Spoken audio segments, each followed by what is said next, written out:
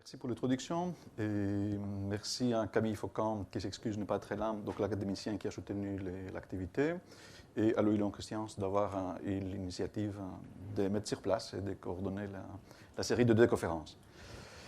Le sujet est tel qu'il n'y aura pas d'amorce parce que nous connaissons toutes les questions en fait qui concernent le fondamentalisme, et donc je vais très directement vous dire sur quoi je vais parler, quelles sont les 4 questions sur lesquelles je vais parler. Première définition, composantes et mécanismes sous-jacents au fondamentalisme.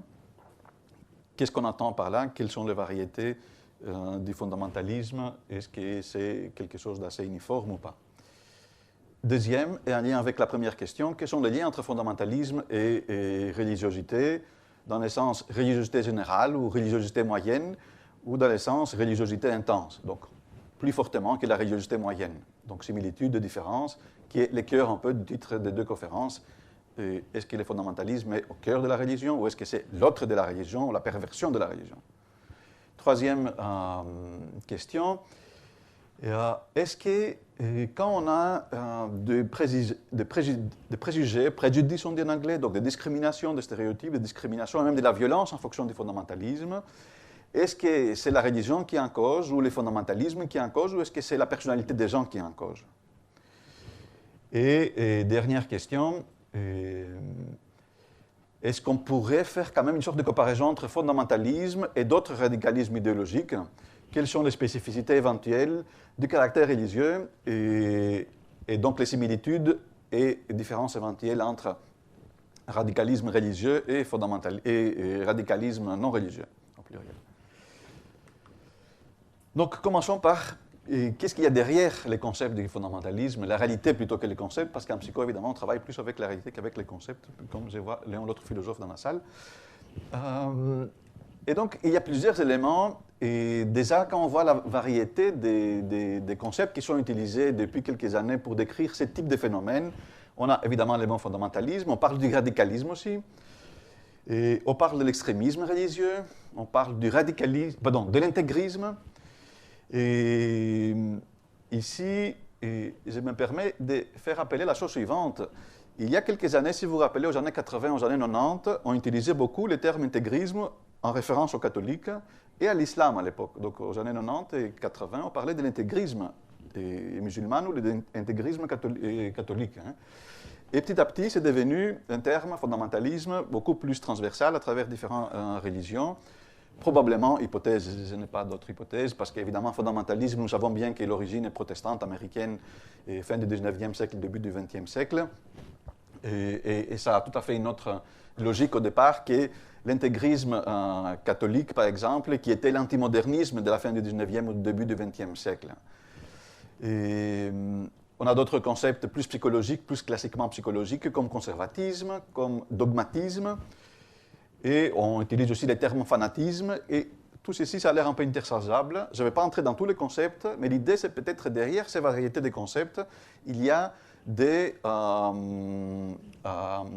composantes ou des mécanismes qui ne sont pas exactement les mêmes.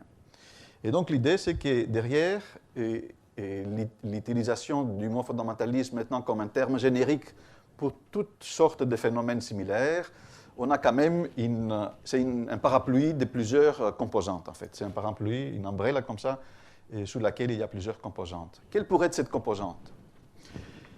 Première, donc il y a une logique qui peut définir, psychologiquement parlant, à partir des études, les fondamentalismes, qu'au fond étant une approche littérale des idées religieuses, du texte plutôt.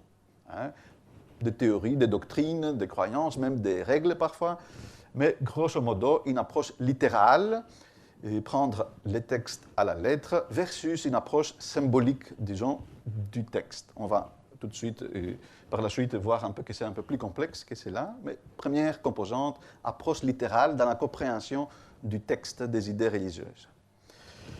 Deuxième composante, plus en termes d'inflexibilité ou de dogmatisme par rapport aux idées religieuses. Et donc, derrière ici, ce qui est au cœur, évidemment, de cette composante, c'est une sorte de rigidité à ne pas vouloir négocier, à ne pas vouloir relativiser les idées et ou à ne pas vouloir faire place au doute qui est sous-jacent aux croyances religieuses. Donc tout cela un peu, c'est plus du côté rigidité, inflexibilité et dogmatisme. On a aussi une troisième composante qui serait le conservatisme, dans le sens où difficulté, le mot est déjà péjoratif, mais pas easiness comme ça, pas facilité pour laisser changer les choses et donc tendance de respecter d'une manière assez importante les choses qui nous viennent du passé, tout simplement, à tous les niveaux, versus évidemment progressisme ou libéralisme. Et vous avez aussi une quatrième composante importante, à partir donc, des études sur la personnalité des fondamentalistes, je dirais, qui serait cette sorte de supériorité arrogante de sa religion. Ma religion ou notre religion est la meilleure de toutes, et les autres ne valent quasi rien ou sont assez problématiques. Donc c'est plus qu'être fier de sa religion. Donc supériorité arrogante.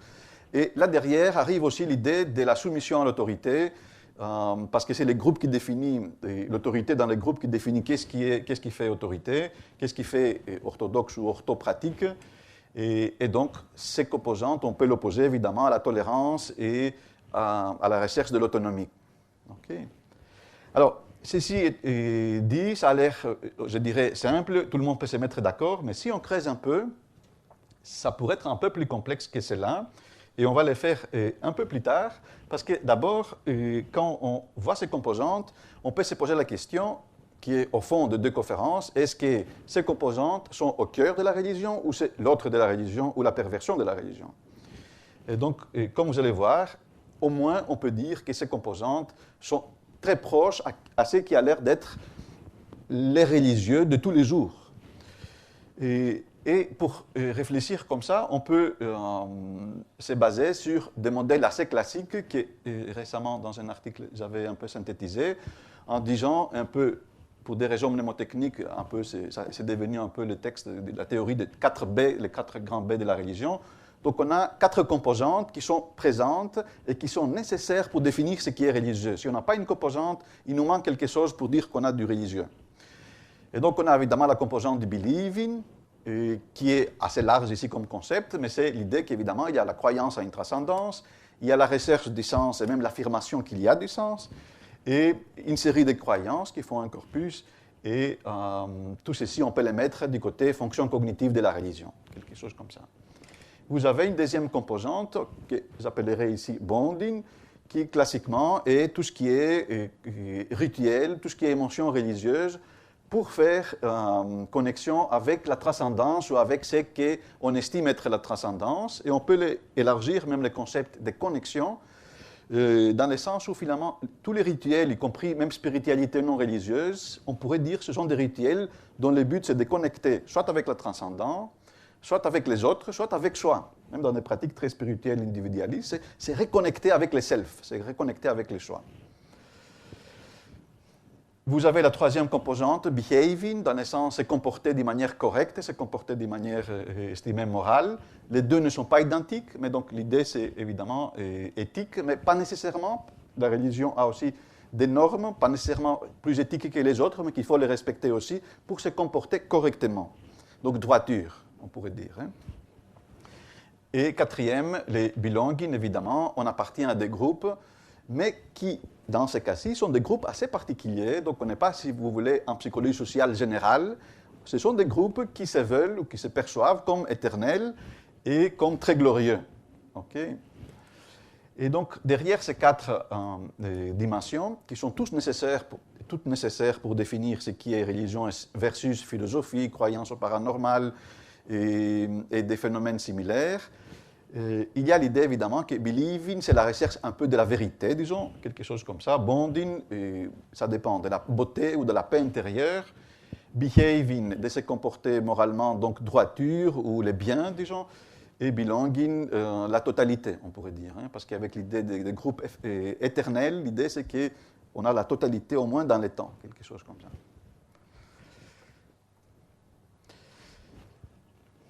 Alors, en plus de ces 4 composantes qui sont nécessaires pour définir qu'on a du religieux versus des phénomènes similaires ou proches, nous avons quelques spécificités religieuses, et ici on n'est pas encore au fondamentalisme nécessairement, hein, qui est qu'entre ces quatre composantes, dans les religions organisées au moins, institutionnelles, donc ici je ne parle pas de manière anthropologique pour des proto-religions d'avant, mais dans les religions organisées telles qu'elles sont aujourd'hui, les quatre composantes sont très fortement interreliées. Okay? Comment elles sont interreliées? On peut dire tout simplement parce que tous les quatre se réfèrent à un principe transcendant. Donc la morale, c'est la morale édictée par un Dieu ou quelque chose comme ça. Les croyances sont les croyances en référence à comment ce transcendant se comporte en lui-même et en relation avec nous. Et la même chose pour les groupes, c'est les groupes autour de la communauté, autour de ces dieux, etc. Mais ça va plus loin, ça va dans le sens où ces quatre composantes, donc croyances, rituels, normes et groupes, sont terriblement interconnectés. Donc si vous voulez, ce qui est sous-attendu ici, c'est que si vous voulez changer quelque chose, c'est tout le système qui doit bouger. C'est ça un peu l'idée. Par exemple, prenons les croyances, ce n'est pas juste des croyances qu'on les a forgées pour faire une théorie philosophique, ce sont des croyances qui se vivent régulièrement dans des rituels. Ce sont des croyances qui ont des applications morales. Ce n'est pas des connaissances vagues sur... On ne s'intéresse pas si Dieu sait comment on répare des voitures, par exemple. Ça n'a pas intéressé beaucoup de gens. Mais qu'est-ce qu'il fait des choses qui nous sont utiles, qui peuvent nous aider sur qu'est-ce que je dois faire? Quelque chose comme ça. Et ce sont des croyances qui sont partagées ou régulées par les groupes. Donc c'est très fortement interrelié. Par manque de temps, je ne vais pas faire les jeux, mais vous pouvez commencer par les rituels et l'appliquer aux trois autres. Donc on peut prendre chacune des quatre composantes et voir que ça interfère avec les autres et sont très très fortement intercorrélés, ce qui a une conséquence assez importante en termes de dogmatisme spécifiquement religieux par rapport à d'autres types de dogmatisme. C'est la dernière ligne ici, c'est que la vérité, la recherche de la vérité, elle est amplifiée, ou le sentiment que j'ai la vérité, elle est amplifiée par le fait que cette vérité est dictée, validée, reconnue, avalisée par une sorte d'autorité, soit une autorité, soit la tradition qui elle-même fait autorité. Et vice-versa. Ça veut dire, l'autorité n'est pas là juste pour dire des choses intéressantes, elle est là pour dire la vérité. Et donc, l'un amplifie l'autre, en fait. Alors, si on se base alors sur ces quatre composantes, donc believing, bonding, behaving and belonging, mais vous pouvez très facilement décliner cela en deux versants. On pourrait par exemple parler des religiosités ouvertes et des religiosités fermées ou rigides, fondamentalisme.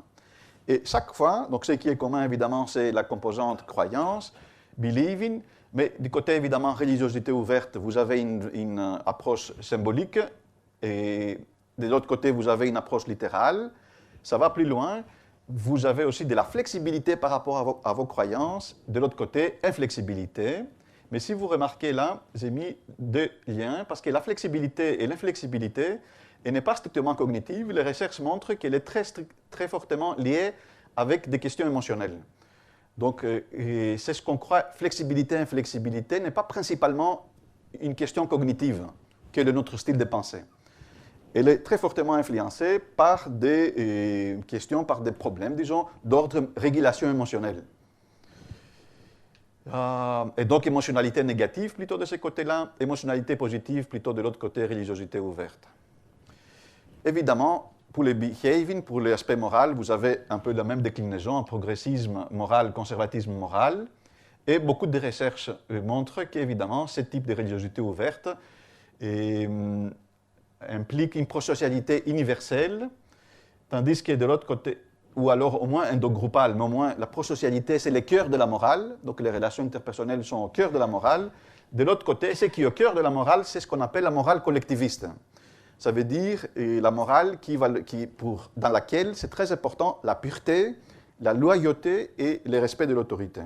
Et on a des recherches qui montrent que ceci est plus important que les relations interpersonnelles, donc les relations d'amour, etc.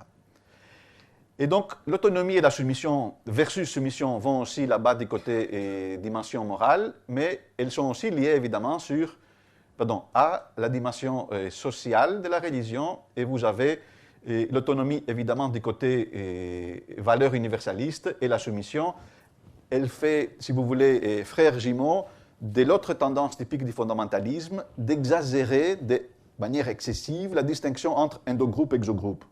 C'est une distinction classique chez tout être humain, dans tous les groupes. On préfère nos endogroupes, on aime un peu moins les exogroupes, mais dans le fondamentalisme, cette distinction endogroupe-exogroupe, elle est assez accentuée, quoi. Quelque chose comme ça. Alors, ça c'est très beau, entre guillemets, au sens où on dit « Ah, mais il y a les religiosités ouvertes, il y a la religiosité fermée, fondamentalisme, ce qui journalistiquement fait, ah, il y a, pour faire clair, disons, par rapport à ce qui concerne disons, la société européenne depuis quelque temps, l'islam modéré et l'islam ouvert, comme si c'est juste les ouverts et les modérés versus les fondamentalistes. Or, la question de fond, qu'en est-il de la religiosité commune? Je veux dire, tout simplement croire, ou croire beaucoup, ou croire avec intensité, ou tout simplement pratiquer avec intensité, c'est quoi? C'est juste soit ouverte, soit fondamentaliste, ou c'est entre les deux? Et là, on va voir tout de suite cette question, mais complexifions un tout petit peu encore les modèles, si vous voulez, parce qu'on a dit approche littérale, approche symbolique. C'est quoi l'approche littérale, c'est l'approche symbolique? Ce n'est pas évident du tout. Prenez tout ce qu'on raconte sur le créationnisme et l'approche non fondamentaliste de la création, du récit de la création.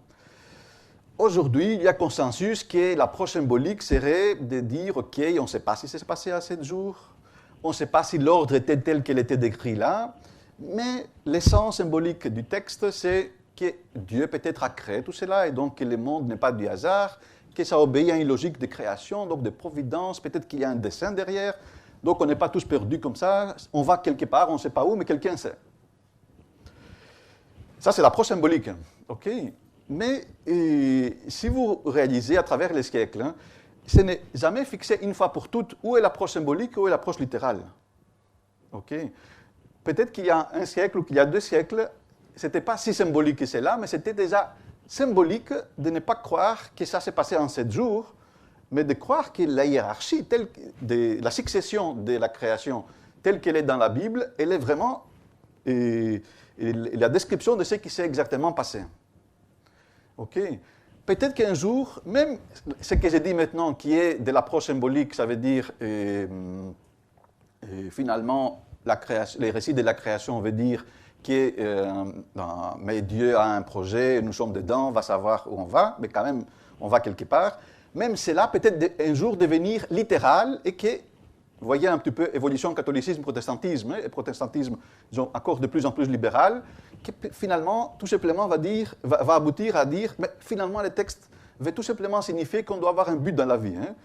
Vous voyez, on peut, plus on monte au symbolique, plus on vit du contenu, entre guillemets. Et donc, l'idée ici, que ce n'est pas fixé une fois pour tout, qu'est-ce qui est symbolique et qu'est-ce qui est littéral. Du coup, on doit être très attentif. Quand on fait des comparaisons cross-sectionnelles, nous on pense comme ça, l'autre pense autrement, ça doit être du littéral, comme si c'est quelque chose de catégorique. C'est quelque chose qui est toujours en évolution dans des communautés. Prenons inflexibilité versus flexibilité, donc l'autre composante dont on a parlé. Il y a une question que la recherche a posée. Est-ce que cette inflexibilité ou dogmatisme ou rigidité concerne seulement les questions existentielles et les questions morales, mais pas les restes? Pour le dire, comment vous croyez qu'il faut réparer votre voiture ou comment vous croyez que vos enfants doivent être éduqués, je ne sais pas moi, et quel type de vacances passer, c'est pas nécessairement, ça ne fait pas partie de l'inflexibilité dans le cadre du dogmatisme religieux, ou pas. Ce n'est pas résolu, pour le moment il y a des travaux qui vont dans les deux sens. Okay, c'est global, il y a d'autres travaux qui vont dans un sens, c'est seulement pour des questions existentielles et morales. Et une autre question relative pour laquelle c'est encore tôt pour répondre, est-ce que ceci implique une pensée simpliste ou une pensée complexe? Et a priori, c'est pareil logique, il n'y a pas de raison que la pensée complexe est nécessairement moins fondamentaliste que la pensée simpliste. Okay? C'est même pire, parce que plus c'est complexe, plus évidemment vous pouvez argumenter pour trouver une cohérence interne et jamais être flexible. Mais je veux dire que c'est important parce que vous voyez très bien, littéralisme va avec pensée simpliste, mais ce n'est pas la même chose. Et alors, dogmatisme, là c'est vraiment encore plus chaotique. En psychologie sociale, je dirais du dogmatisme. C'est quoi les dogmatismes? Vous pouvez les définir de différentes manières et ce n'est pas chaque fois la même chose. Par exemple, et la manière la plus stricte, mais avec celle-ci, on ne résout pas grand-chose pour les problèmes qui nous intéressent ici, c'est de dire c'est du dogmatisme quand on croit encore à quelque chose pour lequel il y a une évidence empirique qui dit le contraire. Et Altemeyer, qui est un psychologue dogmatisme, a créé une échelle, et aux dernières étapes, ça c'est le dogmatisme, de croire à quelque chose pour lequel il y a une évidence empirique que ce n'est pas vrai. Mais évidemment, vous appliquez cela à la religion, alors rien n'est dogmatique, parce qu'évidemment, il n'y a pas une évidence que quelque chose n'est pas vrai, ni vrai, quelque chose comme ça. Donc ça ne nous sert pas grand-chose ici pour résoudre la question qui nous intéresse. Et donc les trois autres sont plus utiles, les trois autres manières d'aborder c'est quoi le dogmatisme. Donc par exemple, tout subordonné à un noyau d'idées. Et ça c'est Rokich aux années 60. L'idée qu'on a des croyances, mais qu'à l'intérieur d'un vaste ensemble de croyances, il y a un noyau qui est très fermement là au cœur de tout, et donc tout le reste est subordonné à cela. Je crois que c'est utile, mais ça explique plus la logique sectaire que la logique fondamentaliste telle qu'on la connaît aujourd'hui dans les grandes religions.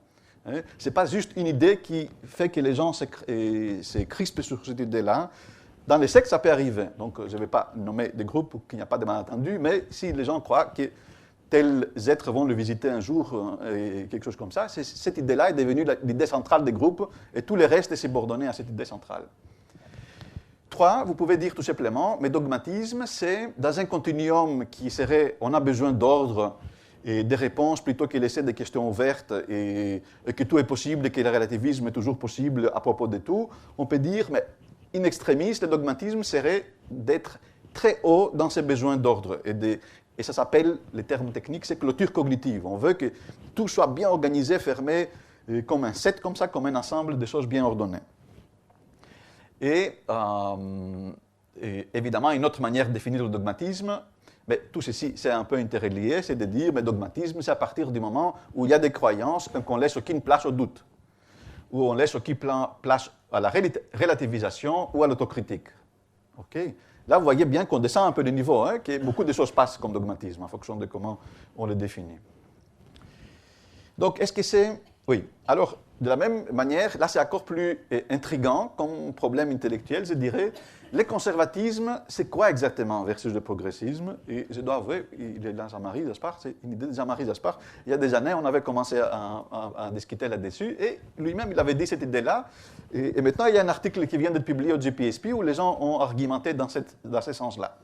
Ça veut dire quoi? Conservatisme, c'est aller contre ce qui a été considéré par les groupes comme normatif pendant très longtemps. OK? On peut les définir comme ça.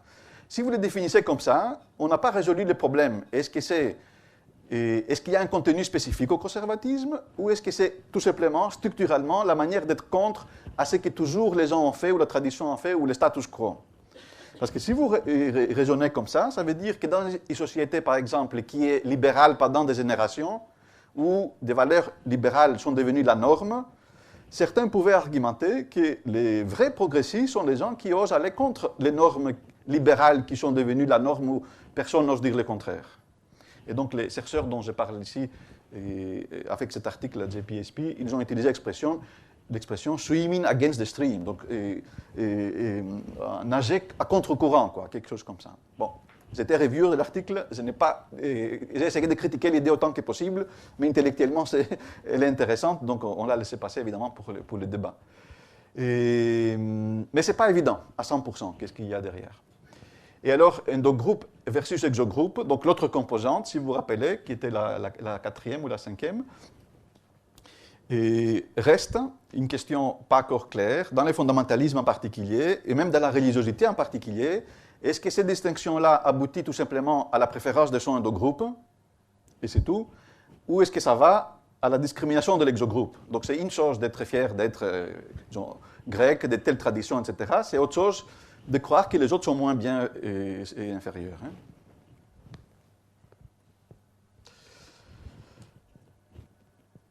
Alors, composantes interreliées et distinctes. Donc les composantes dont on a parlé, hein, donc littéralisme, conservatisme, dogmatisme, et soumission à l'autorité, et identification forte avec son endogroupe.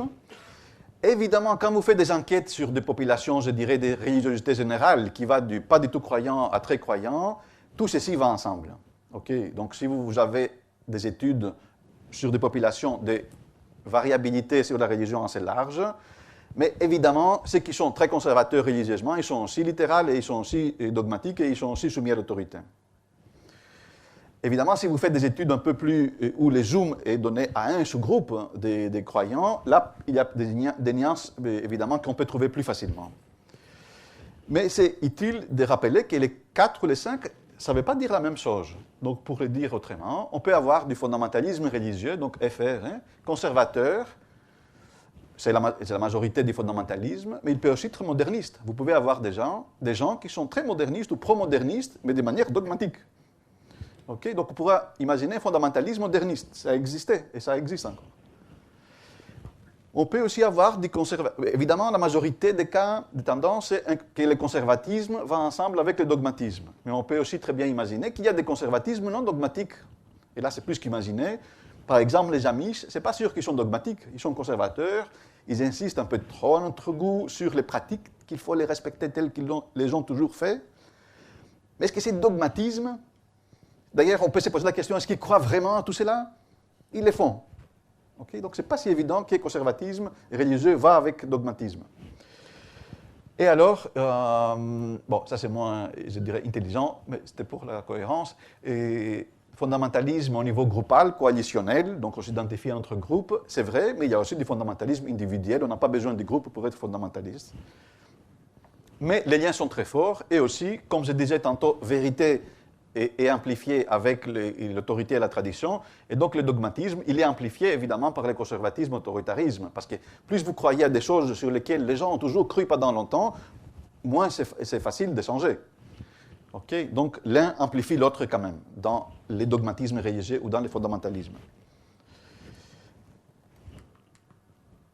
Alors, si c'est comme ça, et qu'on se rappelle des 4 et 5 composantes, ça nous est utile parce que du coup on peut réfléchir quelles sont les causes sur le plan de la psychologie de la personnalité, sur le plan de la psychologie des différences individuelles. Qu'est-ce qui cause le fondamentalisme?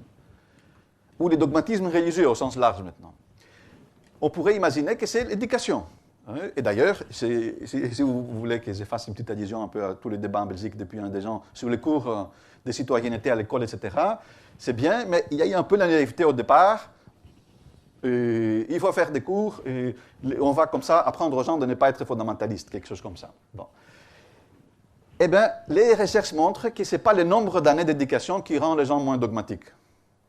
La seule chose que l'éducation sert, ça nous fait diminuer un peu les croyances paranormales. Ça, il y a des études qui montrent que vous croyez, surtout si vous allez à l'université, ça aide un peu, mais pas nécessairement. Donc ça change, si vous voulez, les chiffres de 40% à 20%. Mais le dogmatisme, ce n'est pas avec les années d'éducation qui change. C'est quelque chose de plus profond psychologiquement parlant, c'est ça un peu l'idée. Deuxième, évidemment, origine, on peut parler, et c'est vrai, socialisation familiale, tout simplement. Et il y a des recherches qui les montrent, et ça va très bien avec d'autres recherches qui montrent la transmission intergénérationnelle de l'autoritarisme, donc du conservatisme et de la soumission à l'autorité. C'est un modèle de fonctionnement qui va des familles en famille, de génération en génération. Eh bien, c'est la même chose pour le fondamentalisme. Il y a une sorte de transmission intergénérationnelle, quelque chose comme ça. Et la punitivité, par exemple, comme style d'éducation, on sait très bien, il y a des conséquences qui vont dans ce sens-là. Troisième hypothèse explicative, et ces hypothèses ne sont pas exclusives. Donc, pas hypothèses, ici on a des preuves. Donc ces causes, si vous voulez, sont accumulatives. Émotionnalité négative. Si vous vous rappelez, à un moment, j'avais dit que ce n'est pas strictement cognitif, c'est fortement émotionnel, les problèmes. Eh bien, il y a plusieurs types de négativités dans la régulation des émotions qui sont à l'origine du dogmatisme en général et du dogmatisme religieux en particulier. Insécurité d'attachement avec les parents. Clairement, il y a pas mal d'études qui montrent insécurité d'attachement avec les parents prédit une sorte de radicalisation. Événements de vie négatifs personnels de toutes sortes, évidemment, et clairement, ça prédit non seulement de la radicalisation, mais toutes les études depuis 40-50 ans montrent que c'est une des raisons, pas la seule évidemment, qui facilite ou qui prédit même les conversions, de changer de religion ou de devenir croyant. Et plus récemment, ça prédit aussi fortement de sortir de la religion d'une manière assez forte, comme ça, un peu assez polémique. Et dernier grand ensemble des facteurs explicatifs du fondamentalisme, évidemment, la personnalité, au sens encore plus profond du terme. Et donc, on a des modèles, je ne vais pas vous fatiguer avec les modèles, mais il y a une grande dimension de personnalité qui regroupe plusieurs caractéristiques qu'on appelle ouverture à l'expérience. On sait très bien que les gens qui sont bas en ouverture à l'expérience, ça veut dire bas en ouverture à la variabilité de tout ce qu'on fait dans la vie, de tout, que ce soit des expériences, des idées, des pratiques, tout, et les fantaisies, imagination, tout cela, eh bien, ces gens-là sont évidemment ils ont plus tendance, pour le dire plus exactement, ils ont une prédisposition naturelle d'être plus intéressés par des discours et des pratiques dogmatiques et conservatrices ou fondamentalistes. Alors, on peut aller plus loin. On sait très bien que la personnalité, et désolé de le dire comme ça en un mot, mais si vous voulez après la discussion, on peut en revenir, 50% de la variance, c'est influence génétique. Okay? Donc, si les humains, nous sommes différents en personnalité, sur différentes caractéristiques, 50% en gros, et je suis gentil en disant cela parce qu'il y a certains qui le montent à 60 ou à 70, mais 50%, grosso modo, de la personnalité, c'est de la variabilité due à des influences génétiques. Eh bien, la même chose pour le fondamentalisme. On a des études qui montrent qu'il y a des influences génétiques sur le fait de se trouver fondamentaliste ou pas. Okay? Le lien n'est pas direct, il n'y a pas un gène qui prédit fondamentalisme, mais évidemment, il y a un gène qui prédit des dispositions de la personnalité qui, elles, rassemblées dans certains contextes, évidemment, prédisent plus attraction par des discours et des groupes fondamentalistes. Fondamentalisme versus religiosité générale. Donc, la question un peu qui est au cœur un peu de la question qui nous concerne ici. Alors, il y a évidemment deux manières de voir les choses dans le débat social. Vous avez évidemment, tout est normatif. Si vous avez une perspective externe à la religion, vous avez tendance à dire, mais le fondamentalisme, c'est au cœur de la religion, c'est clair, c'est du religieux tout court, en fait. Hein. Et si vous êtes à l'intérieur de la religion, vous êtes terriblement fâché et vous dites, ça c'est pas moi, ça c'est pas ma foi, c'est de la perversion de ma foi, c'est vraiment l'autre même de ma foi, quelque chose comme ça. Et évidemment, nous, en sciences psychologiques et en sciences sociales, en général et de la religion, ben, on va voir un peu les indicateurs empiriques. Qu'est-ce qui nous suggère? Eh bien, il nous suggère que ce n'est pas au cœur, ce n'est pas en perversion, mais c'est plutôt une intensification de quelque chose qui est typiquement religieux. C'est ça un peu l'idée, que c'est intrinsèquement religieux, mais c'est l'excessivité dans quelque chose qui est typiquement religieux. Et donc, c'est plutôt une intensification qu'un saut qualitatif. Bon, là, ça devient un petit peu où est-ce que vous mettez la barre, hein, mais c'est quand même une intensification de quelque chose qui est là, et je dirais presque en prédisposition, si on ne fait pas attention. Il n'y a rien à s'inquiéter ici avec les chiffres, c'est juste pour dire quoi. On pourrait très bien imaginer que,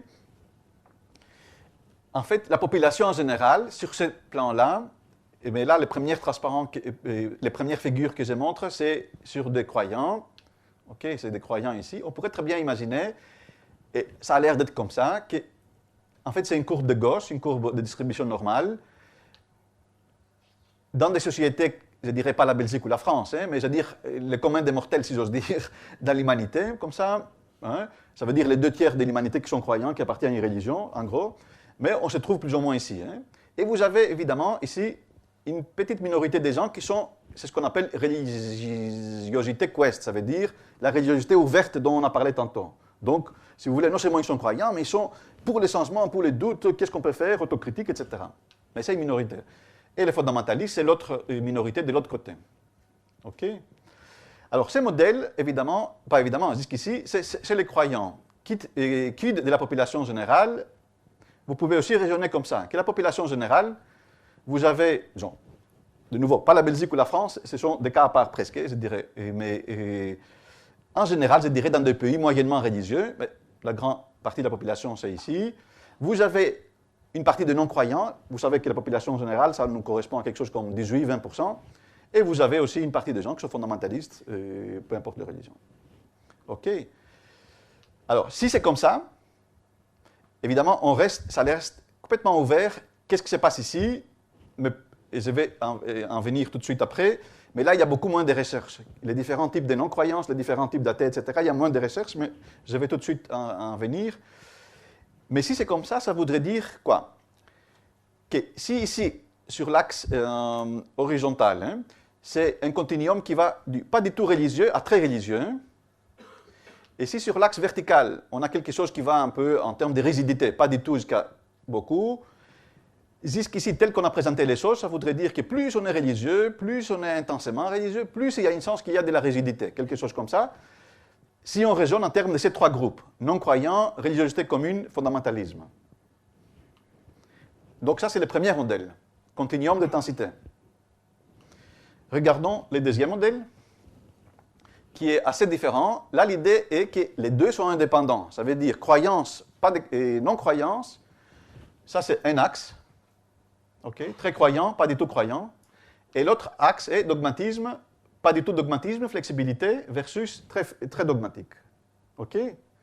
Et si vous croisez ces deux axes, croyance versus non-croyance, et l'autre axe, dogmatisme versus non-dogmatisme, théoriquement, au moins, ça fait 4 cadrans. Et donc, vous pouvez avoir des croyants modérés, des fondamentalistes, et vous pouvez avoir des athées modérés et des athées dogmatiques avec ces modèles-là. OK. Si c'est comme ça, regardez les graphiques ici. Qu'est-ce qui se passe? L'hypothèse que d'autres ont fait, c'est que finalement, on appelle cela en statistique, c'est un U. Hein? Donc, ce n'est pas une linéaire comme tantôt, hein? Ce n'est pas linéaire comme tantôt, mais c'est un U ici. Ça veut dire les deux extrêmes, entre guillemets, les athées très forts et les religieux très forts se rejoignent en dogmatisme. Ce serait un autre modèle. Et le cool, si vous voulez, les modérés, c'est qu'ils sont légèrement religieux et légèrement non-croyants, quelque chose comme ça. OK, ça c'est les deux modèles hypothétiques maintenant. Où est la vérité, si vous voulez, en termes de ce qu'on a actuellement comme recherche? C'est un peu entre les deux. Et je ne le dis pas pour faire plaisir, évidemment, aux décans, mais c'est ce que les données montrent. Ah, pardon, le deuxième, évidemment, il est séduisant parce que le deuxième, avec les deux axes et les cadrans, parce que ça paraît logique, équitable, pragmatique, il est non stigmatisant. Mais qu'en est-il de la réalité statistique? Eh bien, c'est plutôt en forme dit, comme ça on dit. Donc, évidemment, si on compare des athées dogmatiques avec des athées par socialisation, donc qui ont grandi juste dans des familles non croyantes, ou des croyants quest, donc les croyants ouverts, évidemment, ces deux-là, athées par socialisation, les agnostiques cool et des croyants quest, ils sont là. Par contre, évidemment, les athées dogmatiques, ils sont un peu plus dogmatiques et rigides et tout ça. Religiosité commune, ça monte évidemment, et fondamentalisme, ça monte. Mais l'idée ici, c'est qu'évidemment, d'un côté, l'extrême, il est plus dogmatique que de l'autre. Et on a quelques indicateurs qui vont dans ce sens-là. Donc s'il fallait mourir aujourd'hui avant de dire où est la recherche, je dirais ça c'est vraiment ce qui représente la totalité de ce qu'on sait sur cette question-là aujourd'hui. Alors, quels sont les indicateurs en faveur du modèle? Alors, par manque de temps, je ne vais pas parler là-dessus. Il faut juste me croire. Et sinon, parce qu'il y a de l'évidence empirique, mais après la discussion, on peut revenir évidemment, et je peux vous donner des exemples qui montrent que ça va en crescendo sur beaucoup de réalités. C'est ça un peu l'idée. Alors, pour ne pas oublier, la manière dont j'ai parlé jusqu'à maintenant, en fait, c'était non-croyance, quest, religiosité commune, orthodoxie, fondamentalisme, mais on n'a pas vraiment parlé du radicalisme, et là, ça nous manque encore un complément pour lequel on n'a pas beaucoup de données, qui est qu'est-ce qui fait que des fondamentalistes, entre guillemets, qui vivent bien avec leur famille, qui dorment bien, plus ou moins, un jour partent quelque part et qui deviennent radicaux.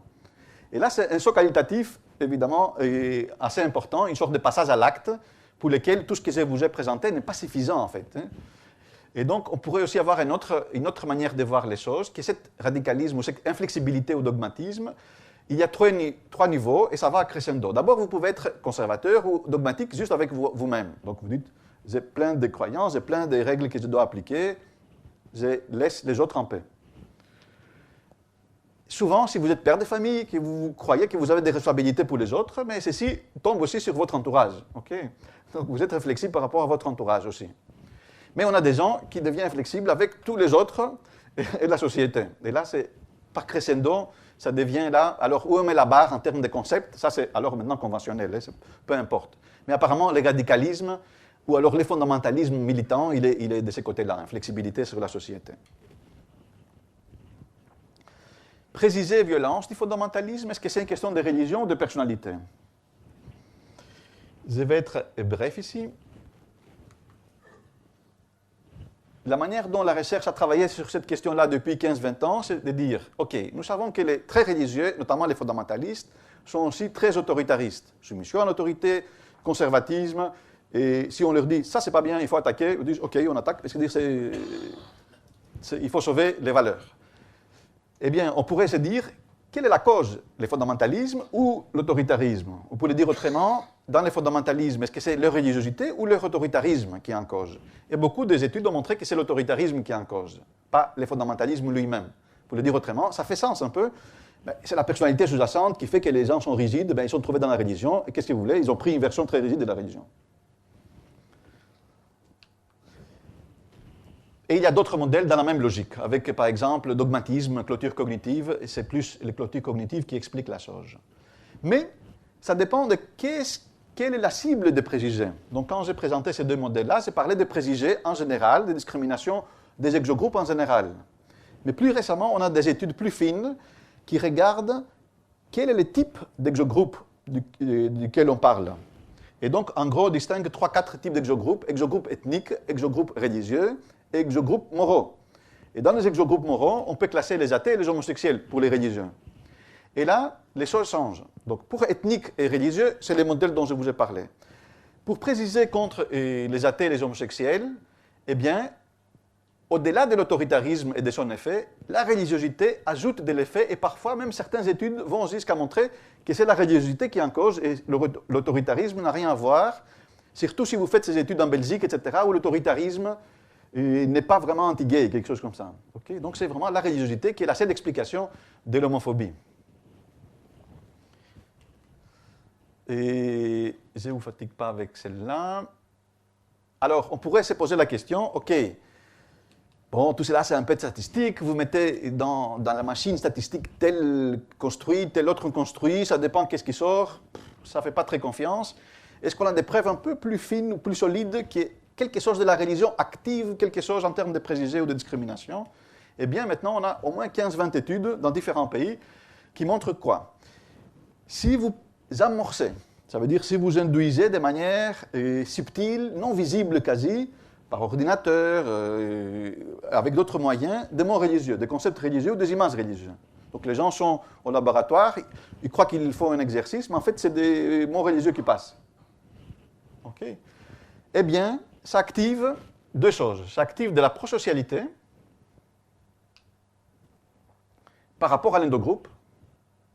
Donc vous voulez aider vos proches, les gens que vous connaissez, mais ça active aussi des préjugés contre des exogroupes, divers exogroupes. Automatiquement. Donc, je veux dire, les concepts religieux qui passent là à l'ordinateur font que les gens ont plus de préjugés. Et même, il ne faut pas même de grands mécanismes. Un collègue, il a travaillé aux Pays-Bas, posait des questions à la place publique versus devant une église, faisait que devant une église, mais les gens racontaient plus de préjugés par rapport à tout.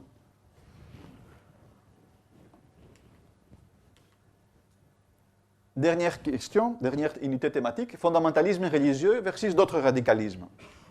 Quels sont les autres radicalismes? Évidemment, politique, ethnique, national, écologique, environnemental, de plus en plus de nos jours, et laïque. Donc la question s'est posée, est-ce qu'il y a des preuves? Ça commence, entre guillemets, en France, il y a eu quelques études là-dessus.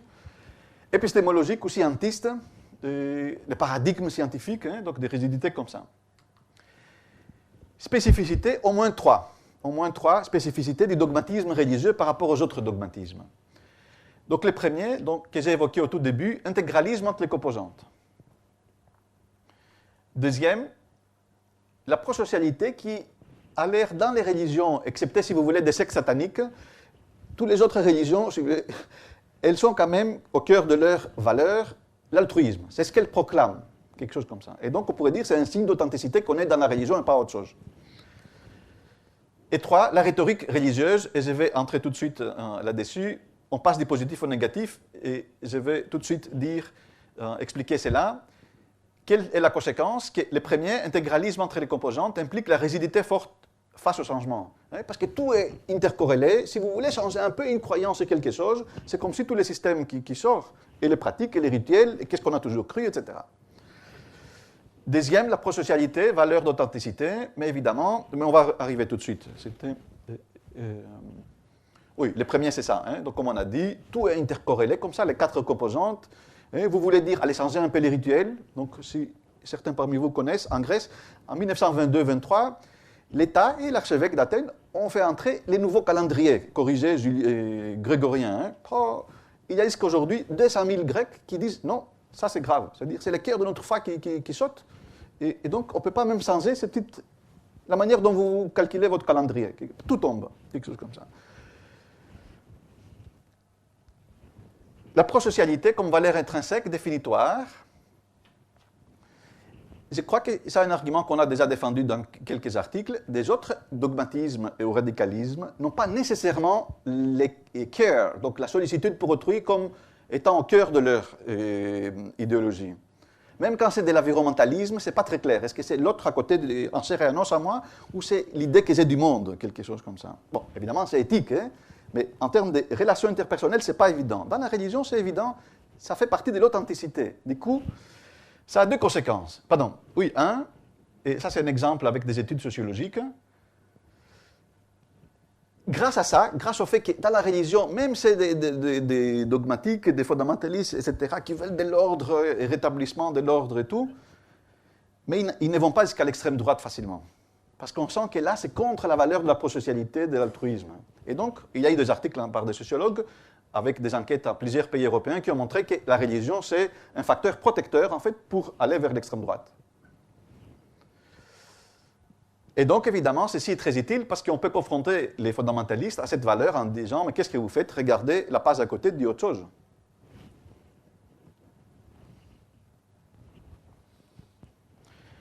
Deuxième, et ça c'est 3.2, deuxième spécificité, et troisième ici, pardon, troisième spécificité, la rhétorique religieuse, le renversement. Ça c'est quelque chose d'assez nouveau sur lequel je vais travailler, je veux dire, pour quelques années qui viennent.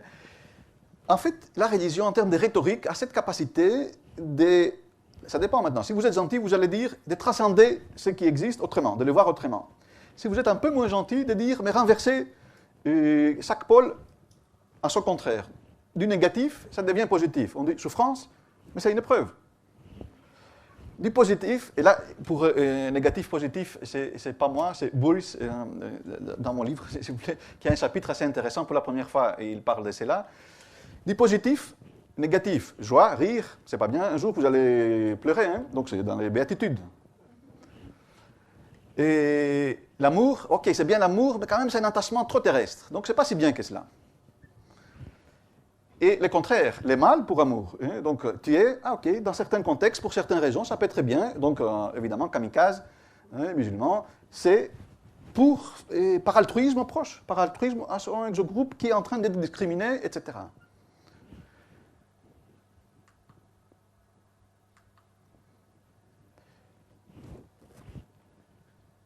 Là-dessus, sur la rhétorique religieuse, je vais donner un autre exemple, et la distinction entre acte et personne, donc qu'on les connaît depuis assez longtemps, et surtout pour ceux parmi nous qui se rappellent, il y a encore quelques années, il y a eu grand débat, et l'archevêque de Léonard avait dit, mais évidemment, on distingue entre acte et personne quand il s'agit par exemple de manière de traiter les homosexuels, et c'est quelque chose qui est, je dirais, théologiquement admis par toutes les grandes religions, qu'il faut bien faire la distinction entre on aime les pécheurs, disons, mais on n'aime pas les péchés. On a des études expérimentales, il y a 3-4 jusqu'à maintenant, qui montrent que ce n'est pas si facile que cela, je l'ai dit poliment, c'est presque le contraire. Les personnes croyantes, non seulement sont capables, mais quand on leur demande est-ce que vous faites cette distinction, ils disent oui. Plus on est croyant, plus on dit qu'on fait cette distinction. Mais 3 études, donc je vais parler que des 2. Batson, en 1999, c'était à Kansas. 3 conditions expérimentales. Dans la première condition expérimentale, les étudiants arrivaient, on leur disait qu'il y avait un paragraphe qui décrivait le cas d'un quelqu'un qui est un camarade de classe qui veut visiter sa grand-mère, et donc il y avait une question, est-ce qu'on veut l'aider ou pas, en lui donnant un peu d'argent pour qu'il visite sa grand-mère. Donc première condition, camarade pour visiter la grand-mère. Deuxième condition, camarade gay qui va à la Gay Pride. Et troisième condition, camarade gay qui va visiter la grand-mère. Donc Batson, qui est un grand nom en psychosocial de la religion, avait fait l'hypothèse, si on est capable de faire la distinction, ça veut dire l'étudiant croyant va donner de l'argent aux camarades pour voir la grand-mère, pas aux gays pour la Gay Pride, c'est pas pour la bonne cause, mais quand même il va aussi donner à la personne gay pour aller voir sa grand-mère. Eh bien non, on ne donne pas aux camarades gays pour voir la grand-mère, si on est croyant. On donne aux camarades tout court pour aller visiter la grand-mère, mais pas aux camarades gays qui va voir sa grand-mère. Par manque de temps, je ne vais pas donner les 2 autres exemples, mais juste une étude qu'on a fait récemment où on a montré que ça va un peu vers agressivité physique. Et on n'a pas demandé aux gens de se battre au laboratoire, mais on a utilisé des dispositifs de la sauce piquante, comme on dit. Et donc, quand les gens devraient donner de la sauce, soi-disant pour un autre test qui va se passer après dans l'autre chambre, quand c'était quelqu'un, par rapport à quelqu'un dont on disait que, il dit que la technologie c'est très important pour l'avancée du monde moderne, les gens, plus ils étaient religieux, ça ne changeait rien en termes de combien de sauces piquantes ils vont donner. Quand la personne fictive, dans le descriptif, c'était quelqu'un qui était gay et qui disait que c'est quand même une avancée sociale et la reconnaissance des droits des homosexuels dans la société, eh bien, plus on était croyants, et ce n'était pas des fondamentalistes, c'était disons, des étudiants d'une université pas très loin de Bruxelles, et donnaient plus de choses piquantes, okay, qui est un indicateur indirect de l'agressivité, même physique un peu, quelque chose comme ça. Pour dire, c'est difficile de faire la distinction, et donc pour dire, je crois qu'on peut dire aujourd'hui, sur base encore d'autres études, que l'idée qu'on sépare la personne qu'on aime, qu'on doit aimer, et de l'acte qu'on doit condamner, ça sert presque comme une rhétorique aujourd'hui qui nous dédouane de faire attention aux discriminations. Conclusion, un peu comme les Américains, ils montrent leurs livres pour faire de la pub, ils n'ont pas d'autre moyen, mais ça va sortir en octobre, donc le mois prochain. Ce n'est pas sur le fondamentalisme, mais tous les éléments essentiels dont je vous ai parlé en termes de la psychologie du religieux se trouvent un peu là. Et il y aura, après la pause, si vous voulez, juste une description des tables de matière à l'extérieur. Vous pouvez prendre une feuille. Et donc, est-ce que le fondamentalisme est au cœur de la religion ou est-ce que c'est la perversion de la religion? Sur le plan empirique, au moins, c'est ni l'un ni l'autre, mais excessivité de quelque chose qui est intrinsèquement religieux, qui est dans la nature du religieux quand même.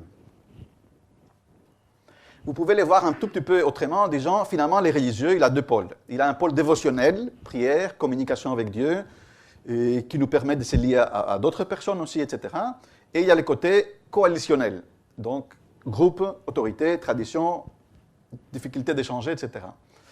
Eh bien, c'est comme si le fondamentalisme, c'est les trop du poids que ça prend le pôle coalitionnel, et on pourrait dire, mais pour résoudre un peu le problème, il faut compenser par plus des éléments du pôle dévotionnel. Mais c'est une tension permanente. Hein, et ce serait une utopie de dire on va faire des choses et il n'y aura plus de fondamentalistes, parce que, comme je viens de dire, ça fait partie de la personnalité humaine, quoi. Donc il faut faire avec, autrement dit. Et bon, juste deux, trois éléments. Évidemment, quoi faire pour faire face? Évidemment, et plusieurs niveaux. Il y a des choses à faire au niveau des individus et au niveau, évidemment, des conditions sociales, ça c'est clair. Et piège à éviter sur base un peu de ce qu'on a dit. Je crois qu'il faut éviter de stigmatiser la foi et la dévotion des fondamentalistes, qui est quand même authentique presque, on pourrait dire. Et sur base de ce que j'ai dit, il ne faut pas traiter les gens comme si c'est une sorte de perversion de leur foi. Je crois qu'il y a quelque chose d'assez authentique sur la manière dont ils croient que tout cela c'est bien et c'est pour le bien d'autrui, quoi. Hein? Et donc je crois qu'on se trompe du but si on stigmatise aussi fortement, aussi facilement, et la foi et la dévotion de tout croyant, et notamment des fondamentalistes. Et aussi, les autres pièges à éviter, c'est ignorer ou sous-estimer les contraintes dont j'ai parlé, les contraintes prédisposition génétique, donc et du coup influence biologique de la personnalité croyante, et notamment ici du fondamentaliste. Il ne faut pas sous-estimer la force de la validation sociale des croyances ou des pratiques fondamentalistes. Donc il y a des pays, si vous voulez, où quelque chose qu'en Belgique on le croit fondamentaliste, dans d'autres pays, c'est la norme de ce qui se passe de tous les jours. Et psychologiquement parlant, ce n'est pas la même chose. Ça veut dire que ces gens-là sont convaincus qu'ils sont dans une sorte de normativité tout à fait saine, quelque chose comme ça. Donc psychologiquement, ce n'est pas le même type d'adhésion alors. Et évidemment, c'est facile à dire, impact du contexte situationnel, mais pour dire oui, il y a la personnalité, il y a le contexte, et on ne peut pas agir seulement sur la personnalité, il faut agir sur le contexte situationnel, et on oublie les pouvoirs à double tranchant de la rhétorique religieuse.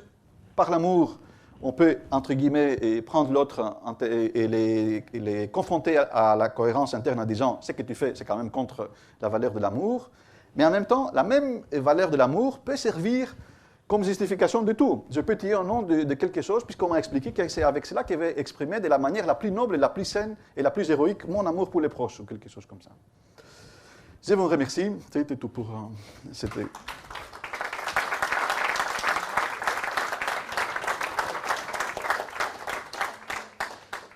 Alors, je vais vous introduire notre deuxième intervenant, qui est le professeur Louis-Laure Christians,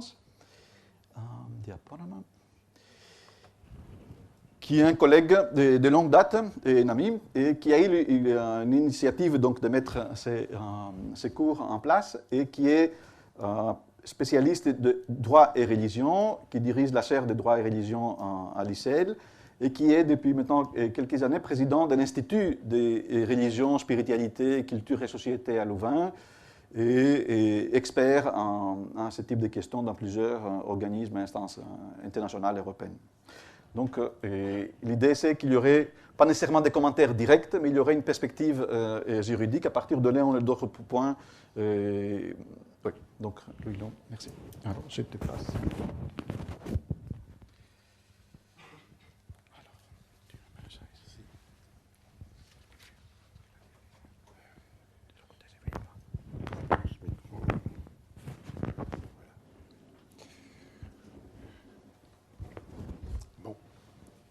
Voilà, donc nous vous demandons un effort, parce que nous enchaînons immédiatement, mais il y aura une petite pause après, micro. Ensuite, nous pourrons passer à un moment de questions.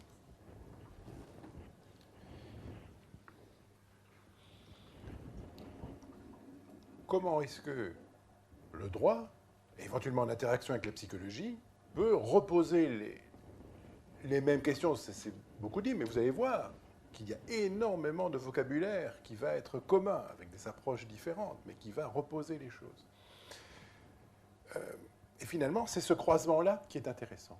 La semaine dernière, on a beaucoup travaillé sur les questions de l'expansion politique, morale, religieuse, prosélytisme. Aujourd'hui, pour me rapprocher de l'analyse menée par le professeur Sarroglou, essayer de s'interroger sur la façon dont on essaye en droit de fixer le contenu de la personnalité de ce religieux, peut-être fondamentaliste.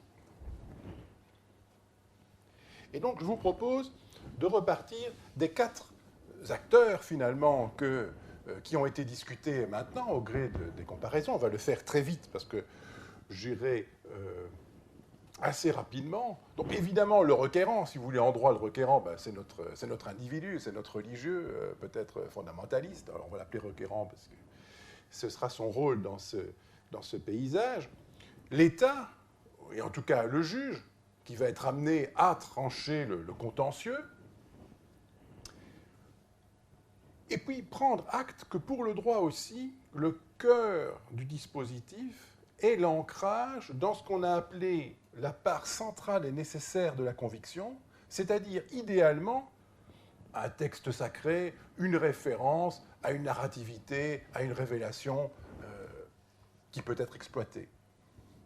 Et on sait déjà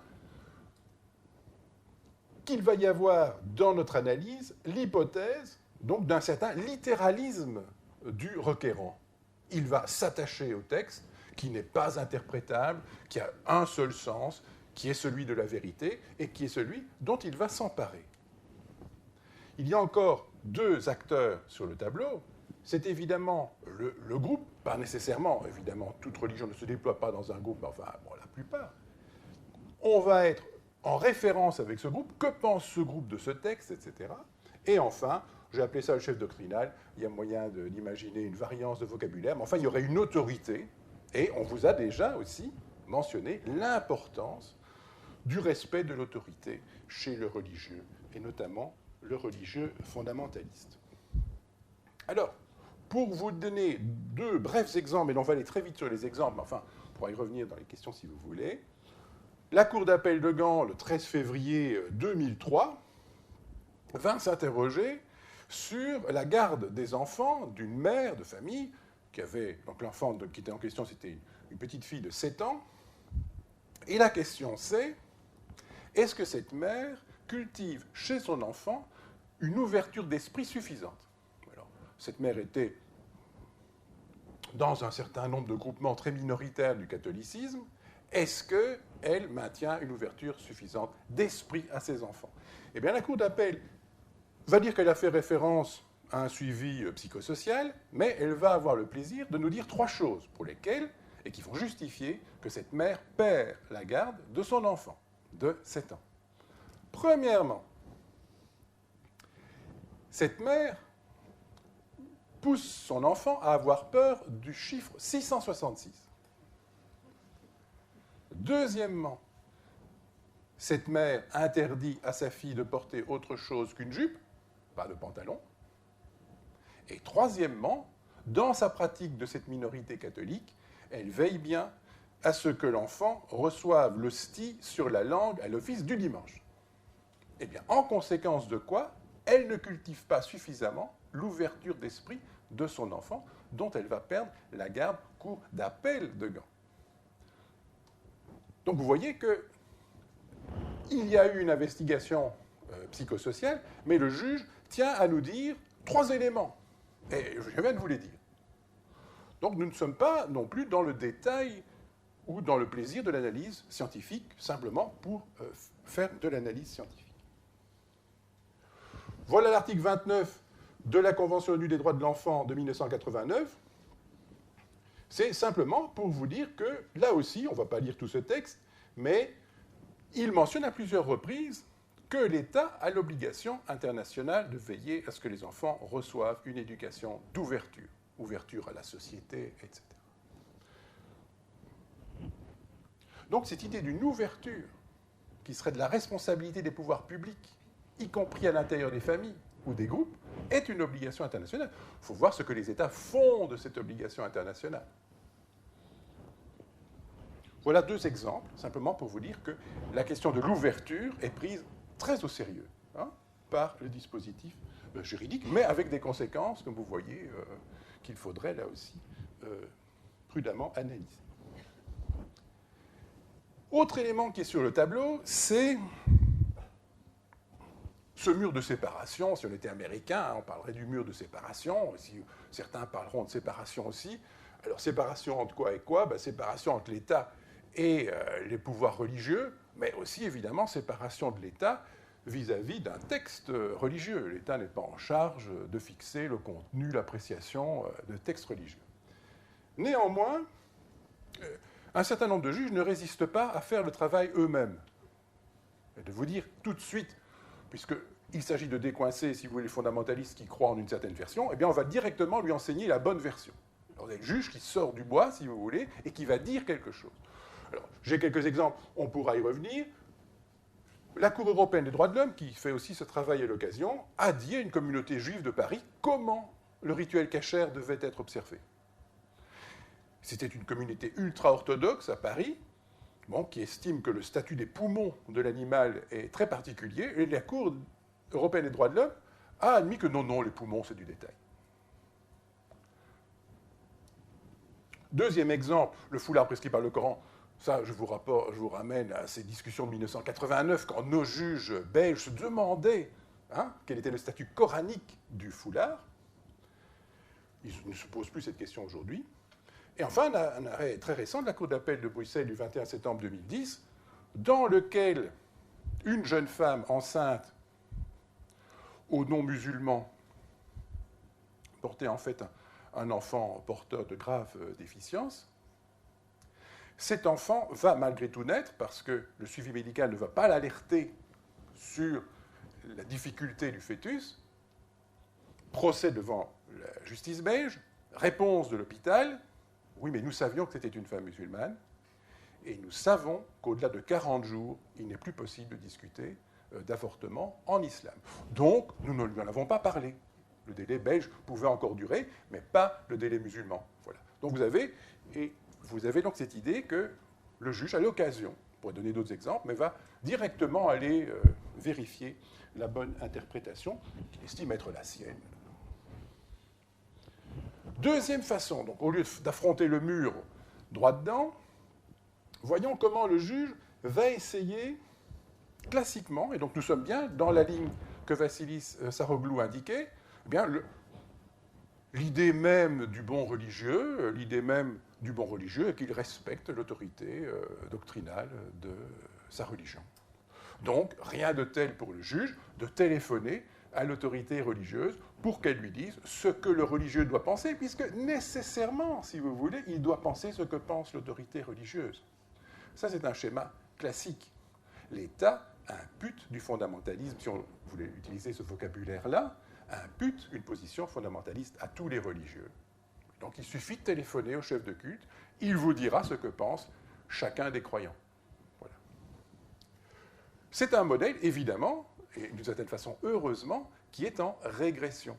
C'est un modèle que la jurisprudence disqualifie progressivement. Non, figurez-vous, sur terre d'Europe, il y a un certain nombre de personnes croyantes qui croient autre chose que ce que pense le chef de culte ou le leader religieux. Néanmoins, il y a des controverses encore aujourd'hui. Par exemple, pour savoir si un enfant peut être enterré dans une parcelle confessionnelle d'un cimetière public, si vous voulez être enterré dans la parcelle musulmane ou dans la parcelle juive, faut-il demander l'avis de l'autorité de culte? En droit belge, non. Chacun d'entre nous est libre de se qualifier comme il veut et de se faire enterrer où il veut, à l'intérieur du système, du cimetière public, dans la mesure, comme vous savez, des places à prendre. Voilà. Et dans une affaire Eveda, 2013, devant la Cour européenne des droits de l'homme, une infirmière porte une croix, une infirmière chrétienne porte une croix, elle estime mordicus que sa religion lui impose de porter une croix, et le juge, et la partie adverse, donc c'était British Airways, va estimer que, mais non, les chrétiens ne sont pas dogmatiquement obligés de porter une croix. Ça ne fait pas partie d'une obligation religieuse. Voilà. Et là, pour la première fois, explicitement, la Cour européenne des droits de l'homme a dit qu'il ne fallait pas demander à l'autorité religieuse, que chaque croyant définit sa croyance, que chaque croyant définit sa conviction, et que si cette hôtesse de l'air pensait très fort qu'elle devait porter cette croix, eh bien, British Airways était condamné pour l'en avoir empêché, et c'est ce qu'a confirmé la Cour, même s'il y a des controverses religieuses. Donc, British Airways est condamné. Donc, voilà une première façon de contourner. Hein, le mur, classique, c'est un contournement classique. Je vais voir l'autorité chef de culte. Contournement suivant, qu'on avait un peu évoqué précédemment, c'est l'idée de s'interroger sur l'authenticité et la sincérité. Et donc, dans ce modèle-là, le juge va dire au requérant, donc au croyant, ben, expliquez-moi vos convictions, expliquez-moi. Hein?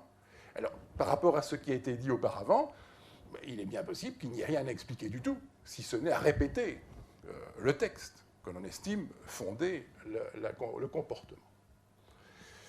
Néanmoins, certains juges sont audacieux, si vous voulez, dans un rapport, je ne sais pas s'il est psychologique, mais enfin qui essaie d'être empathique. Et je vous cite notamment cette affaire de ce juge anglais, c'est dans les années 70, le début du port du casque obligatoire sur les motos. Alors, il y a les Sikhs, vous savez, les Sikhs portent un turban. Le turban est difficilement compatible avec le casque, du moins la plupart des casques. Voilà. Et donc, voilà un Sikh qui se pourvoit, il y a une législation anglaise qui a été prise depuis, hein, mais donc voilà le Sikh qui se fait évidemment poursuivre pénalement. Il se présente devant le juge et il lui dit « Mais enfin, ma religion m'empêche de porter ce casque. » Et le juge lui répond « Vous n'avez pas bien compris votre religion. Pour honorer votre Dieu, vous ne roulerez pas à moto sur sol d'Angleterre. » Hein? Voilà. Mais donc, néanmoins, vous voyez que le juge essaie d'entrer dans l'esprit et de raffiner un petit peu ce qui, visiblement, n'était pas très raffiné dans la position du Sikh. Alors, on raffine. Mais vous voyez, est-ce que c'est de l'empathie ou est-ce que c'est de l'ironie? Il faut évidemment être avec. Plus proche de nous, comme vous savez, la Cour constitutionnelle de Belgique qui a validé la loi qui prohibe le fait de se couvrir le visage, donc la loi anti-burqa, s'il faut le dire comme ça. La Cour constitutionnelle de Belgique, dans son argumentation, prend bien soin de noter que les deux requérantes avaient fait valoir dans le dossier qu'à certaines occasions, elles ne la portaient pas. À certaines occasions, elles ne portaient pas la burqa. Et la Cour constitutionnelle dit, ben, continuez comme ça. Donc l'idée, ces deux jeunes femmes ont perdu déjà à la demande de suspension. Mais l'idée, c'est que si elles avaient dit, chez nous, dans notre pratique, il n'y a aucune exception, je porte la burqa jour et nuit, si je puis dire, ah ben la Cour avait un argument de moins. Ici, la Cour prend argument de ce que cette personne n'apparaissait pas la plus strictement radicale dans son attitude. Elle commençait à pouvoir négocier des exceptions. Ah, vous commencez à pouvoir négocier des exceptions. Très rapidement, on va avoir fini notre petit parcours pour avoir un temps de questions suffisant. Autre façon de... Enfin, ce n'est pas vraiment contourner le mur. Vous voyez que là, je ne contourne plus le mur dans ce superbe schéma. Hein. C'est de dire, et si on la mettait à l'épreuve, on a évoqué ça, si on mettait le requérant à l'épreuve. Parce que s'il entre dans des discussions dogmatiques ou littéralistes, comment voulez-vous que le juge puisse vraiment, à part empathie ou ironie, entamer la discussion? Et donc, c'est l'idée, par exemple, de la double durée du service civil. Ça a été inventé pour ça lorsqu'il y avait objection de conscience au service militaire. Donc, si vous êtes prêt à renoncer à un service militaire de 1 an en faisant un service civil de 2 ans, alors 1 an de plus de votre vie, on vous croit. On vous croit. Donc, c'est une épreuve. Ça a été condamné par le Comité ONU des droits de l'homme. C'est un poids trop lourd à payer. Hein, on peut faire valoir sa conscience sans mettre 1 an de sa vie sur la table. Autre exemple, ça c'est du collègue suisse que nous avions la semaine dernière, qui me racontait son objection, si j'ose dévoiler ça, au service militaire suisse. Et comme bon sociologue, alors voilà, il entame toute une explication sur le pacifisme dans le monde, etc. Voilà. Et alors l'administration suisse lui dit bah, si c'est comme ça, c'est très intellectuel, félicitations, bravo, mais service militaire obligatoire. Il dit non, je refuserai, vous pourrez me traîner en prison, j'y resterai toutes les années qu'il faut. Ok, vous l'avez. Voilà. Donc, rationalisation de la conviction, perte de crédibilité devant l'administration, émotion ou rigueur dans la position, l'administration octroie l'élément. Donc, c'était la technique d'épreuve, c'est celle qui est la moins intrusive. Le groupe, dernier élément, c'était le tribunal de référé de Bruxelles il y a quelques semaines concernant l'abattage rituel.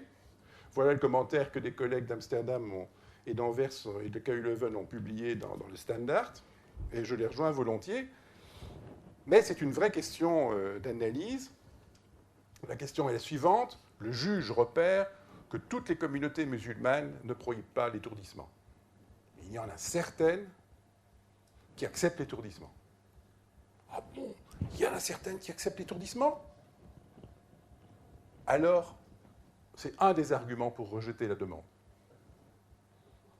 Pour rejeter la demande, et donc, finalement, ce n'est pas très solide, votre conviction qu'il ne faut pas d'étourdissement, puisque certains de vos coreligionnaires acceptent l'étourdissement. Donc, la position des collègues, c'est de dire, ça c'est une position théologique. Ça consiste à dire, est-ce que l'étourdissement est nécessaire à la tradition doctrinale de l'islam? Oui, non, discutons-en. Il y a tout de même peut-être une autre façon, plus sociologique, plus statistique de travailler, mais c'est une question, qui consisterait à dire, il ne s'agit pas de trouver la vraie doctrine de l'islam, il s'agit simplement de se demander ce que ça représente comme impact pour les pouvoirs publics. S'il y a 10 personnes qui refusent l'étourdissement, ou s'il y en a 500 000, il faudrait voir. Mais évidemment, l'argument ici, à l'heure du juge, irait à l'encontre de son dispositif, puisque ça consisterait à dire, finalement, il ne faut pas tellement d'abattoirs temporaires. Si finalement beaucoup de gens pensent que l'étourdissement est possible, alors on fera ça régulièrement. Donc, puis j'arrive à un diapositive de conclusion. La question est donc la suivante. On voit bien que le juge, il a envie de savoir ce qui se passe dans la tête du requérant, du religieux. Ce religieux, par définition, nous l'avons montré lié à un texte. C'est ce texte non négociable qu'il affirme. Le juge, officiellement, n'a pas d'accès à ce texte. Alors le juge passe son temps à essayer de contourner ce mur. Et il essaie de travailler par l'esprit du requérant, par son groupe, par le chef doctrinal quand il le peut, et puis donc parfois on a vu, il attaque directement. Il essaie quelque chose et ce n'est pas rare. Ça, c'est l'ensemble des parcours qui sont offerts au juge, si je puis dire. Et je terminerai par cette diapositive-ci sans raconter les histoires que nous n'avons pas évoquées et qui sont là. Mais c'est une des conclusions qu'on avait, une recherche commune avec Vassilis Saroglou, du côté droit. C'est donc que si vous prenez la courbe là qui oscille, Eh bien, prenons un religieux qui accepte d'avoir des exceptions, de chercher des exceptions dans sa propre tradition. Il accepte de chercher des exceptions dans sa propre tradition. Il comprend que tout n'est pas nécessaire, qu'il peut interpréter les textes de façon différente. Conséquence de quoi? Il perd son procès. Nous sommes dans le creux. Par contre, nous avons un requérant qui dit, écoutez, moi, comme on l'a lu, enlevez-moi le foulard, enlevez-moi ma tête, c'est pareil, enfin, ou le collègue suisse. Donc une position terrible qui consiste à dire, cette conviction est tout à fait identifiée à ma personne. Déstabiliser, me priver de cette façon de vivre, ça équivaut à menacer mon autonomie, mon bien-être, ma personnalité. Alors, nous avons pour le moment pas des chances totales de gain, comme nous l'avons déjà vu, mais des chances sérieuses. Et donc la question, je ne parle pas du passage à l'acte ici aujourd'hui, et la semaine dernière nous ne parlions pas du passage à l'acte. Mais donc ça veut dire qu'il y a un moment où le raffermissement de la présentation de ces convictions par le requérant, il y a un moment où ça va plafonner en efficacité. Là, il est le bon fondamentaliste, si je puis dire ça avec un vocabulaire un peu... Voilà. Il est le fondamentaliste qui va convaincre le juge. Au-delà, donc s'il continue à se rigidifier, alors sans doute bien qu'il va tout perdre. Vous comprenez? Tout perdre. Il sera un radical. Il sera quelqu'un de dangereux. Il sera quelqu'un qui n'a plus droit aux égards de la démocratie et de son droit. Voilà. Et donc, la question, c'est donc celle-là. Le creux, je pense que vous l'avez bien compris, le religieux ou n'importe quel type de conviction philosophique, eh bien, qui s'accommode trop, finalement, n'obtient plus de droits dans notre société démocratique. S'il montre qu'il est en porte-à-faux total, en tenue ferme sur ses convictions, il a un maximum de chances, mais il y a un moment où, en quelques centimètres, si vous voulez, convictionnels, il va tout perdre, il va basculer dans le champ de l'horreur, et sa demande sera rejetée. Voilà ce que je voulais redire en articulation, mais vous avez vu qu'on a rechecké un certain nombre de concepts, pas tous, et donc vous voyez aussi que d'une certaine façon, le droit travaille encore, si je puis dire, à la bonne franquette, voilà, sans un dispositif nécessairement scientifique très élaboré. Voilà, je vous remercie.